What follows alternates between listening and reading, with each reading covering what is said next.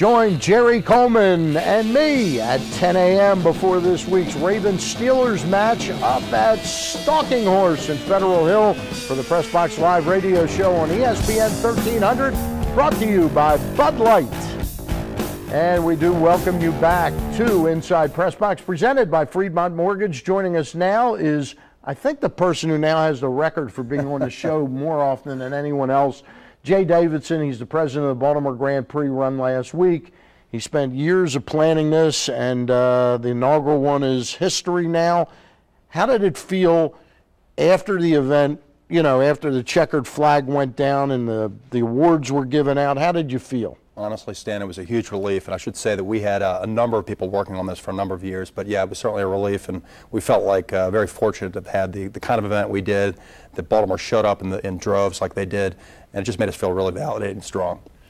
Validation, that's an interesting word you use, because I kind of believed in this event from its inception, had you on several times, and Terry kept, periodically I'd hear a lot of griping. I'd go to Terry and I'd say, what's the deal? Terry says, hey, they're on pace to do well this year. It won't be like a grand slam home run. It'll be like a double with a chance to turn it into a home run year two. But I think you surpassed even your wildest dreams in year one. I'd have to say that's right. If you look at the sort of the feedback that we've gotten in the racing press, I mean, Roger Penske, who is just an icon in the sport, basically called this the best inaugural event he'd ever seen. And, you know, just we're very thankful that Baltimore and the surrounding region in Maryland sort of showed up in the way they did and seemed to really enjoy the event. Where do you go from here? Now, we're going to talk a little bit more about this event, but in terms of the relationship, as I saw the event unfold now, your relationship with the Ravens and Orioles, especially the Orioles because it's baseball season, has got to be pivotal to work through. No question. Yeah. I mean, we felt like we had a good partnership with the Orioles, and we want to continue to work on that and build on that.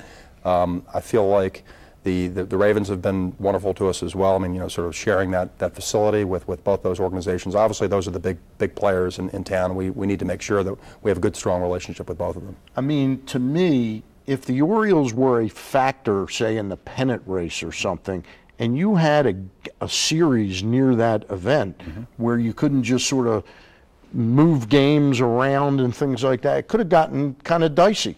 Sure. I think in year 2 and 3 and beyond, there will be an opportunity actually to even have Orioles games leading right up to it. I think I think the coordination will be such that we could probably pull that off. Okay, really, that's interesting, because I was going to say you'd need more cooperation to have a week before, but you know better than I do.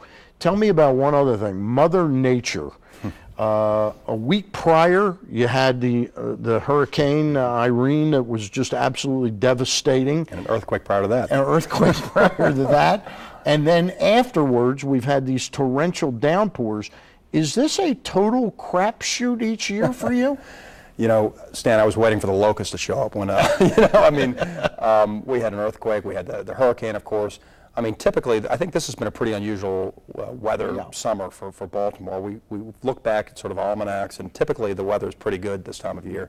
So, but yeah, for a special event like this, you're pretty much, you know, you're hoping for that good weather to come, and we were fortunate. I think we had, you know, we'd had some hits, and it was nice to get some good luck for a change. What would you say to some people? Some people did not have a great experience in terms of there were some snafus, and you're going to be open about that, and self-analysis. What would you want to say to people that might have been shortchanged a little bit in what they were expecting? No question. I think it's incumbent on us to own that and to recognize. I think there's a group called the Grand Prix Club that just, you know, it's on us. We didn't get that thing built in time to make it what it should have been, and we are communicating out to each of those folks who were impacted.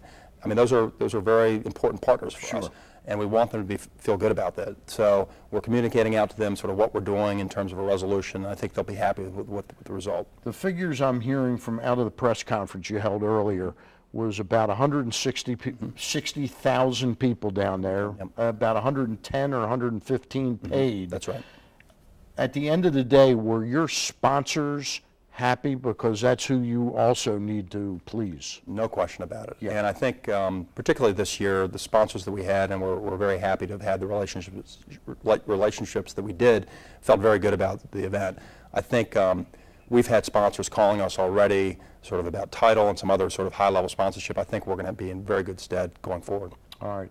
How about the city coffers? Do you think it worked out for the rest of the city? Hotels, restaurants in the area? Are there some refinements that can work there? No question. I think that the hotels that were in the area did quite well around the track. I think what we can do a better job of, and when I'm talking about we, I mean both our event but also the city and some of the proprietors for other hotels and restaurants around the city, is to push people out into areas beyond the event. And I think that part of that was a little bit of the media hype around the I think traffic. there was I think people were scared to come down, I think, who weren't coming down for the event. And I think if you came down, and I did one day, I came down from the north and realized the traffic really was not that bad.